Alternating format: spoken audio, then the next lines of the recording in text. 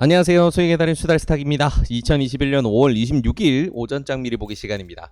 자, 편밤 되셨습니까? 오늘도 즐거운 새 아침이 밝았네요. 네, 어제 한국장 분위기 상당히 좋았습니다. 그리고 한국뿐만 아니고 아시아장 전체적으로 다 좋았죠. 네, 니케이가 한 0.67 정도 오르고 상해 같은 경우에는 정말 불같이 올랐어요. 우리 장 열려 있는 동안에도 정말 뜨겁게 2% 이상 달려 있는 상태여서 갭이 좀 많이 났죠. 한국장이랑 온도 차이가. 아무튼 아시아장도 굉장히 뜨거웠고, 여기에 바통을 이어받는다고 할 수 있는 미국장과 유럽장 선물 시세들도 한국장 열리는 시점에 굉장히 좋았습니다. 자, 그런 상황이다 보니까 오랜만에 외국인들이 코스피 선물을 굉장히 꽉 샀어요. 장중에 이제 8천억 이상까지 샀었다가 장 막판에 이제 선물 반등세가 강하게 나왔는데, 그 구간에서는 이제 외국인들이 차익 실현에 나섰지만 그 자금을 기관들이 받아가면서 수급 흐름에서는 나쁘지 않았습니다. 현물 시장, 코스피 현물 시장에서는 기관이 적극적으로 매수에 가담을 했고, 코스닥 현물 시장에서는 장 끝날 때까지 꽉꽉 외국인들이 돈을 밀어 넣었어요. 그래서 시장 주체들이 좀 역할을, 이제 외국인과 기관들이 역할을 나눠서 전체적으로 시장을 부양을 하는 이런 흐름이 예쁘게 잘 나왔고요. 여기 이제 바통을 이어받아서 미장과 유럽장 같은 경우에는 기대치만큼 계속해서 상승치를 만들어주지 못했어요. 한국장이 종료되는 시점에 나스닥의 선물지수 같은 경우에 플러스 0.7 정도였었는데, 사실 이 친구들 본장이 열리고 나서 조금 밀렸습니다. 갭상승 이후에 밀어 올리다가 좀 밀리는 이런 흐름이 나왔는데, 조금 실망스러운 경제 지표가 나왔던 영향이 있었어요. 근데 그래도 내려 박히는 흐름이 나오다가 다시금 이제 반전을 시도하면서 마무리가 되다 보니까 낙폭은 최소화를 했고요. 그래서 흐름상으로는 큰 특이점이란 건 없다. 여전히 그냥 조금 이제 불안정한 장세에서 등락을 거듭하고 있는 그런 상황이다라고 보면 될 것 같습니다. 한국장 같은 경우에는 오늘 구간이 사실 조금 중요해요. 오늘 이제 어제의 수급 흐름을 이어받아서 한 구간 더 올려주는 흐름이 나오면 어느 정도 좀 큰 추세선 위로 올라탈 수 있는 여건이 마련이 되거든요. 그래서 자금을 적극적으로 밀어 넣어 줄지 아닐지가 관전 포인트가 될 것 같습니다. 지금 상황에서는 지수 방향을 예측하기가 어렵고요. 시장 상황을 오전에 이제 수급 흐름을 보면서 대응을 잡으시면 좋을 것 같습니다. 하나 이제 중요하게 참고하실 부분은, 장이 진행되는 와중에 오늘 같은 경우에 특히나 외국인들 선물이라든가 현물 수급이 어느 방향으로 보고 자금을 넣고 있는지 빼고 있는지 이런 부분 좀 보면서 대응을 하시는 게 좋을 것 같습니다. 네, 그리고 아무래도 이제 이런 애매한 장세다 보니까 오늘도 아무래도 테마성 장세가 될 가능성이 높다라고 참고를 해야 되겠네요. 네, 그렇게 정리하면 될 것 같고요. 자, 일단은 이제 뉴스 한번 정리를 한번 해볼게요.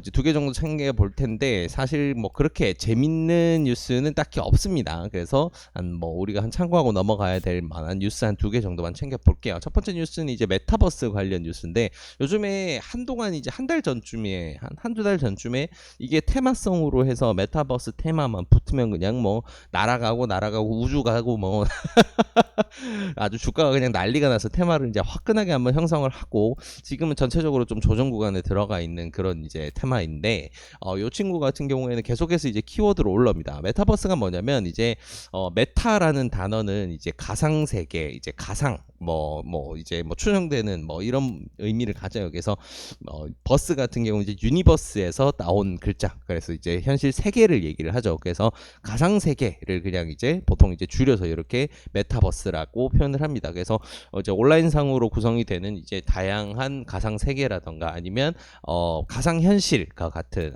이런 기술과 관련된 부분을 전부 다 이제 묶어서 메타버스라고 표현을 하는데, 한국에서는 이제 인식하는 분야는 이제 VR이라든가 AR 이쪽 기술을 가장 메타버스의 핵심으로 이제 보고 있는 부분도 있습니다. 그리고 이런 플랫폼을 만드는 건 역시 굉장히 중요한 요소가 될 수가 있고요. 그래서 이런 메타버스와 관련된 산업 같은 경우에는 한국에서는 이제 차세대 IT 섹터에서, 차세대 성장하는 IT 섹터에서 좀 가지고 놀 수 있는 요런 포인트로 보고, 정부 정책도 굉장히 이제 지원책을 많이 마련하고 있고, 앞으로 이제 계속 키우려고 육성을 하려고 노력을 하고 있다라고 해서, 이 친구들 같은 경우에는 계속해서 테마성으로 재밌는 흐름이 좀 나와줄 수 있겠다라는 거 참고해 볼 수 있을 것 같습니다.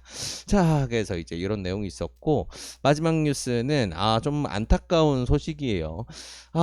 이제 현대차 현대차 노조의 이 파업이라던가 아니면 노조 항쟁 같은 거는 워낙 유명하죠. 네, 전 국민이 모르는 사람이 없는데 좀 안타까운 부분은 정말 이 이제 노조가 이제 기업의 노조의 생성 의미를 생각하게 되면 기업이라는 큰 집단에 근로하고 있는 근로자들이 아무래도 본인들의 이득을 챙기기가 힘들다. 그렇기 때문에 노동자들도 그 권리를 최소한이 아니고 이제 제대로 된 권리를 유지를 하기 위해서 이렇게 집단으로서 조합을 만들고 이렇게 조합으로 만들어서 노동자들의 의견을 반영을 해서 좀 더 힘있게 기업에 요구를 할 수 있는 이게 이제 노조의 노동조합의 목적이죠. 네. 근데 이게 어느 순간 이제 변질이 된 지가 너무 오래돼 가지고 이제는 이제 기득권을 지키기 위해서 본인들의 이득을 지키기 위해서 회사를 갉아먹는 이런 흐름들이 계속해서 나오고 있습니다. 이번에는 이제 미국 투자를 하는 현대차에게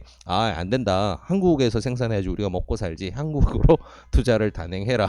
미국의 뭐 앞으로 이제 뭐 외교 상황이나 아니면 이제 전략적인 이런 회사의 전략 그런 건 모르겠고 한국에 지어라. 우리 돈 벌어야 된다.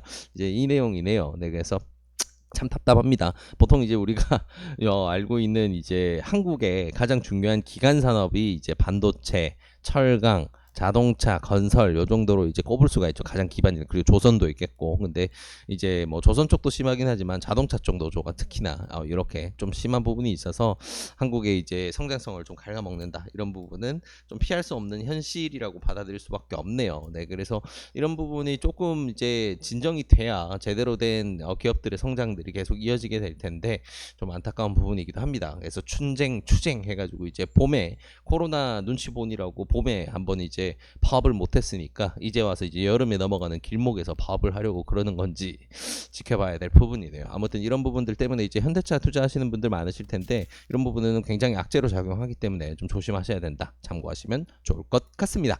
자, 그래서 시장 상황과 주요 뉴스들을 이렇게 정리해봤는데요. 이 내용들 바탕으로 해서 오늘도 좋은 결과 있으시길 진심으로 바라겠습니다. 이 영상이 도움이 되셨다면 구독과 좋아요를 통해서 저희 수다스탁을 응원해 주시기 바랍니다. 감사합니다.